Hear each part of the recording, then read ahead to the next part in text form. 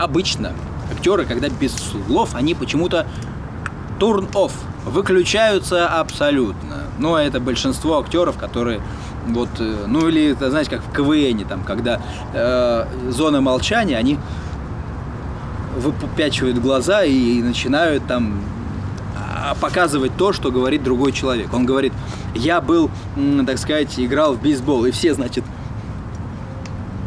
изображают это. Но это как бы плохо.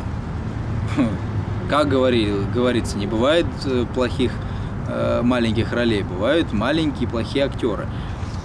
Так и тут роль без слов, в любом случае вы находитесь в процессе. Хорошо, если хороший режиссер, и вы можете с хорошим, если еще хороший материал, то учиться на этом и материале, и брать чего-то от этого режиссера.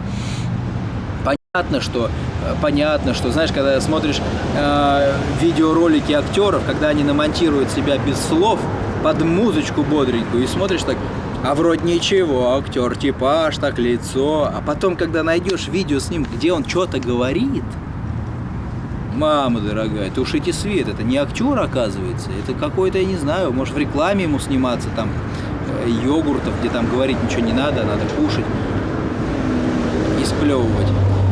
Но это, знаете ли, такой вопрос, со словами надо работать. Наша профессия — это все-таки слова, текст, транслировать идею автора.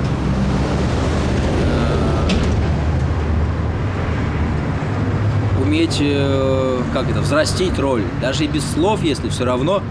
Иногда такие, знаете ли, у меня на личном примере я слышал и видел такие истории актерские, что они могли выйти, порвать полностью зал и запомниться, даже и не произнося никаких слов. Так что все индивидуально. И вот у меня моя первая роль в КВН была, я текст получил, и там Дима пел, Денис кричал, а Андрей ногой качал. Вот я вот сидел так и качал.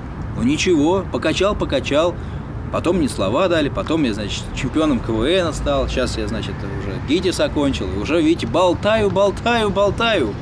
Ну нет слов, придумайте сами себе слова.